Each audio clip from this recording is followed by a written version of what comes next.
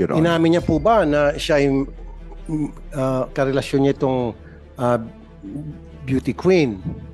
Tama nga naman, karapatan niyang tumanggi. Ba't di niyo po ginamit yung common sense ninyo? Nandoon naman siya nakahiga, kung saan siya nakahiga. Sana naman isa sa inyo, nilinis yung kama o yung unan, kumuha ng hairstand doon, kinuha yung kanyang suklay, o pagtatapos niyang maligo, tiningnan yung banyo, kumuha ng buhok niya. Sigurado ako, siyempre, may nalalagas na buhok yan pag naliligo siya. O sigurado ako, pag natutulog siya, dyan sa unan niya, may mga buhok dyan. Doon lang kayo sana kumulekta. Ba't niyo po ginawa? Pinailan ng dismisa, gumawa ng kalokohan. Inabot ng taon. Taon. Na-promote pa. Hindi ma-dismiss. Pero itong taga-Drug Enforcement Unit na-dismiss in a matter of month or months. Ang bilis at large. Kung hindi yun sana pinailan muna ng dismissal proceeding, nakahold sana siya ngayon sa PNP. Si De Castro ang kasama, ang boyfriend. Nalaman po namin na pulis siya. Para pong nung panahong yun ay hindi namin maintindihan kung saan namin agad ibubukas yung aming reklamo. Habang continuous yung inyong investigation at pagkalap ng ebidensya against him, bakit yung dinismiss agad? Bakit yun agad ang pinuntiran nyo ma-dismiss para mapakawalan? Meron pong saliva dun sa baso po sir na pinag-inuman niya. So, pero po sir, gamitin yun. di ba may nakuha kayong hair strands doon? Sinabi nyo sa akin, di ba? Ilang pieces ho na hair strands? 3, 4? O di ba? So dapat, kung saan siya natutulog, doon sa kama niya, pagising niya, imposible walang hair strand doon, di ba? Ngayon, pumunta yung Globe dito kasama sa hearing natin. Ang sabi ng Globe, ang computer data na ma-release nila, yung hanggang limitado lang daw doon sa yung call data records. Kung anong number tinawagan or tinext. Pero yung content mismo ng text messages, wala daw silang storage noon. Hindi nila may release the storage.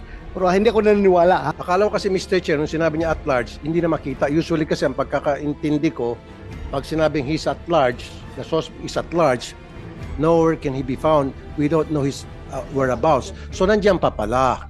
Okay, so kung nandiyan pa, very good. Ano po yung ginagawa nyo ngayon para madiin po siya? Kasi very clear na sa atin lahat dito ngayon na siya talaga ang suspect. Hindi nyo narinig yung hair follicle test? Ignorante po kayo doon? Ito pong, Mr. Chair, itong Major De Castro, para sa akin, sobrang pagka-guilty ng taong ito. Because nung makakuha ng DNA doon sa sakyan na na-recover sa victim, nung sasakyan na supposedly yun yung sinakyan ng victim, may blood na sa DNA test, yun talaga ang blood ng victim doon sa loob ng sakyan. And then the PNP were trying to convince Major De Castro magpa-DNA test kasi meron tatlong hair strands ata doon, o several hair strands. And tinurn down niya. Now, ni-request ko sa PNP noon, ewan ko sino ba na-interview ko doon sa CIDG noon. CIDG was doing a good job, Mr. Chair. And the CIDG requested doon sa kamag-anak. Kasi siyempre, di mo pwedeng pilitin yung police, yung suspect. Yung kamag-anak, tumanggi rin. Kasi yung kamag-anak, pwedeng idudugtong yun eh. DNA test, ayaw din. Now, dito yung pumapasok yung investigative technique, Mr. Chair, na kulang sa ating kapulisan. Kuminsan kasi common sense. Nandoon na yung police nasa custody ninyo. Tama? Sino ba may custody sa PNP, sa kay Major noon? Sino po may custody sa PNP noon at that time? Kanina po, di ba nasa custody yung ninyo si Major nakakulong o sa headquarters? Kayo po? Within the campo po, Your Honor. Kaya nga. Opo. So sino nga po mismo may custody doon kay Major while Yung he was inside the chief camp? po ng RHSU namin, Ano Your po? Honor. Chief ng Regional Holding Unit natin. Okay. Now, when you were asking Major De Castro to provide a DNA of his hair or hair strand, and he said no. Tama? And you stop right there. Tama nga naman, karapatan niyang tumanggi. Ba't di niyo po ginamit yung common sense ninyo? Nandoon naman siya nakahiga, kung saan siya nagka. Sana man isa sa inyo, nilinis yung kama o yung unan, kumuha ng hair strand doon, kinuha yung kanyang suklay, o pagkatapos niya maligo, tiningnan yung banyo, kumuha ng buhok niya, sigurado ako, siyempre may nalalagas na buhok yan pag naliligo siya. O sigurado ako, pag natutulog siya, dyan sa unan niya, may mga buhok dyan. Doon lang kayo sana kumulekta. Ba't niyo po ginawa? Kasi palagi niyo sinasabi sa akin, ayaw po, hindi natin pwedeng pilit yan. Tama nga naman, karapatan niyo po yan na tumanggi. Tama nga naman, I agree with you. Pero gumawa kayo ng diskarte. Matagal niyo nang sinasabi sa publiko na we were able to secure evidences, pieces of evidence like hair follicles, hair strands sa kotse, and you're trying to match that hair strands. Sabi nyo. And then sabi nyo sa akin, nung interview kayo sa radyo, ni-request nyo kay Major na mag-provide ng sample. Ayaw ni Major. So, nag-antay kayo ng ilang araw, baka magbagong isip. Am I right? While waiting for those 3, 4, 5 days, sana dumiskarte kayo. Yan ang sinasabi ko. Saan siya natutulog, siya nakahiga. Pagising sa umaga, pasimple, yung unan, kunan niyo ng buhok. Yung suklay niya, ano bang suklay ginagamit niya? Simple niyo, kunan niyo ng buhok doon. Sa banyo, pagkatapos niyang ligo, kukunan niyo ng buhok. Hindi po ginawa. Sir. If I may, Your Honor. In fact, naisip na po namin yan nung andun siya sa office ko. Meron siyang paso na pinag-inuman. And yun sana yung gagamitin namin. However, when I consulted my legal officer, that evidence might not be admissible in court. Will not be admissible in court because I know that, Major General. I know that. Consent, I know that Your for a Honor. fact, of course. Pero at least, it will give you a guide na para kung saan nyo i-focus yung investigation nyo. Hindi na kayo mag-isip-isip na baka si Juan, si Pedro, si Mario ang suspect. At least, pag ginawa nyo yun, tapos napatunayan na talagang siya pala ito, doon na kayo magpo-focus. Si Juan na talaga, wag na kayo maghanap ng ibang suspect kasi ito na si Juan based dito sa nakalap natin na ebidensya sa DNA. Di ba? And second, yung kape na ininuman niya, anong ebidensya pong nakuha niyo sa sasakyan? Di ba hair strand? Oh, hair strand, coffee. Meron pong saliva dun sa baso po sir na pinag-inuman niya. So, Pero pwede sir, po gamitin yun. di ba may nakuha kayong hair strands doon? Sinabi niyo sa akin, di ba? Ilang pieces ho na hair strands? 3, 4? O di ba? So dapat, kung saan siya natutulog, doon sa kama niya, pagising niya, imposible walang hair strand doon, di ba? Senator. Anyway, gusto ni Senator Tulfo hair strand to hair strand. Pero pag DNA kasi, absolute yan eh. Oh. Kung DNA na makukuha sa hair strand at saka DNA na makukuha dito sa baso, magkaiba. pareho lang yan. Kasi isa lang ang DNA ng tao eh. Kung anong DNA na makukuha doon sa buhok at DNA na makukuha dito sa iniinuman niya, mag-match yan. Pareho lang yan. Walang problema yan. Yeah, I understand with Pero you. yun, ang question nila, ang issue dyan is yung admissibility in court. Dahil yun nga, yung poisonous tree ang lalabas dyan, di ba? Yung poisonous tree doctrine na anything evidence na makukuha mo without the consent of the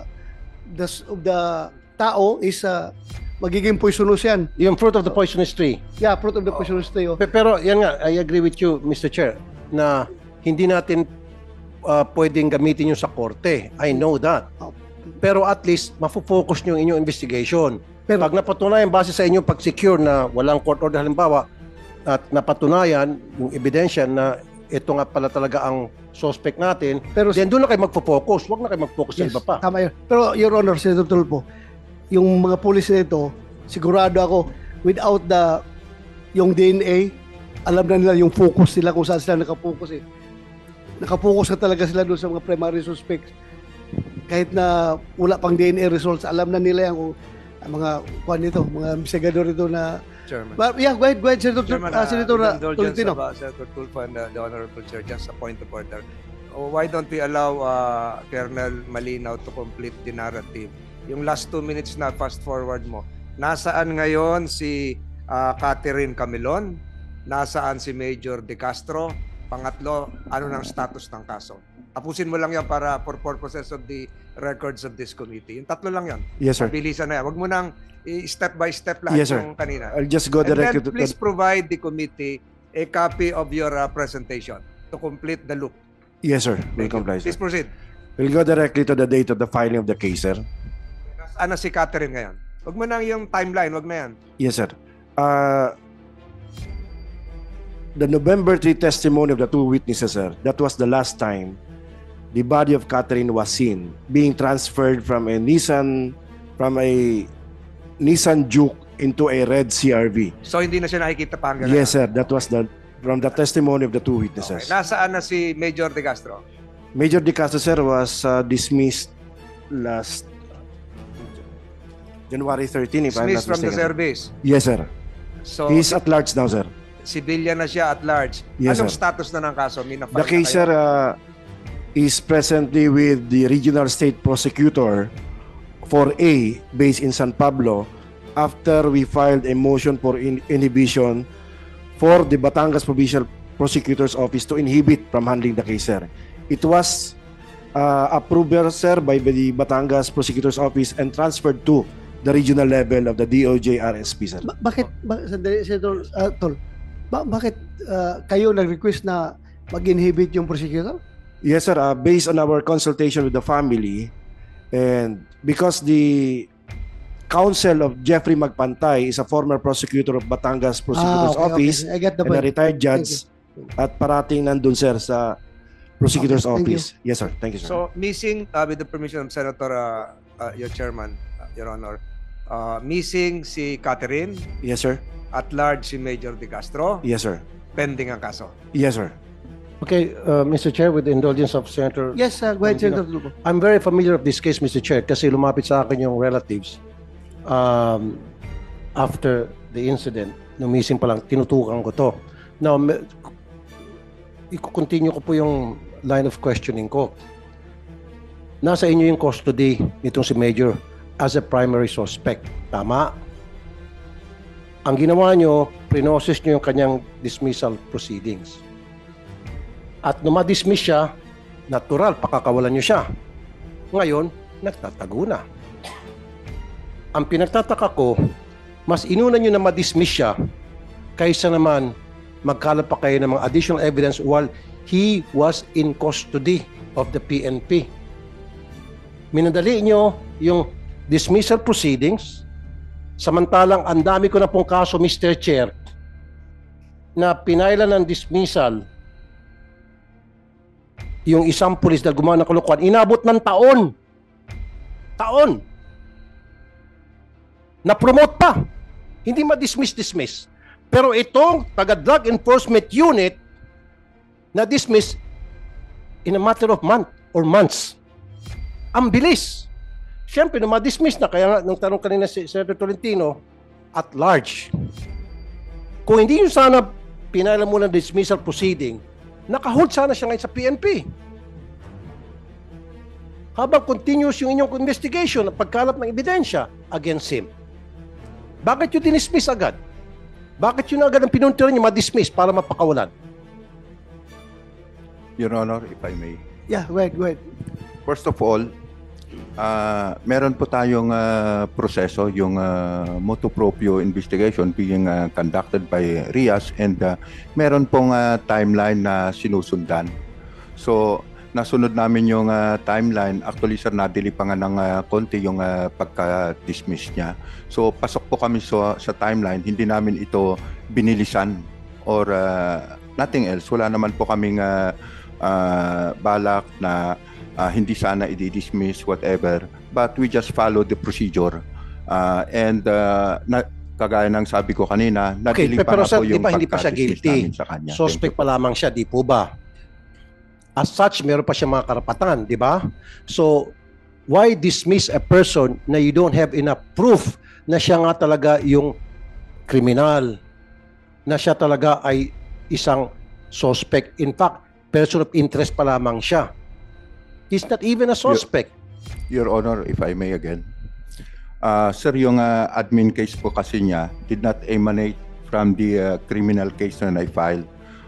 But yung case na na-file sa kanya sa RIAS is yung extramarital affairs po niya. Your Honor. Inamin niya po ba na siya ay karelasyon niya itong beauty queen? Sir, nung kausap ko po siya, nag-usap po kami, tinanong ko po siya with regard to the criminal case. Nag-deny po siya. Pero kung nung tinanong ko po yung extramarital affair niya, hindi siya, sir, sumagot. So, immediately, sir, I ordered the RIAS 4A to conduct an investigation regarding dun sa extramarital affairs niya. So, true to it, sir, may mga ebidensyang nakuha yung RIAS natin. So, yun yung dahilan kung bakit natin siya dinismiss. I understand that, Mr. Chair. Pero kung ako po ang tatanungin sana, General, gagamit po ako ng tinatawag na diskarte. Mamaya ko na muna o isantabi ko muna yung sinasabing extramarital affairs para sibakin siya. Nang sa gayon, nasa custody niyo itong suspect at marami pa kayong makukuha ang ebidensya na pwede siya madiin because he's just there in your custody. Di po ba? Kasi total, dininay niya di ba? So instead of focusing on the extramarital affairs, why don't you just focus on him being a suspect of that crime? Yun po yung pinupunto ko rito. Now, kung siya po ay kung pinokus niyo po yung inyong investigation, him being a suspect, not him being immoral, then mas malaki po sana ang pakinabang ng ating PNP. Ngayon, napabilis po yung extramarital affairs at siya po na-dismiss. At large siya ngayon. If you need something from him, he can no longer be contacted. Who knows, baka tumakbo na siya ng kung saan lugar, lumabas ng bansa. Yun po yung point ko. Diba? Yung extramarital affairs, later na lang yun. Pwede naman yun it's just there. But this guy, he's already there. Hawak na natin, sir Diba? Wala siyang kawala. Kaso ang ginawa nyo, pinailan nyo ng dismissal, illicit extramarital affairs, kailangan siya pakawalan, diba? Kasi wala na sa PNP. And then off he goes.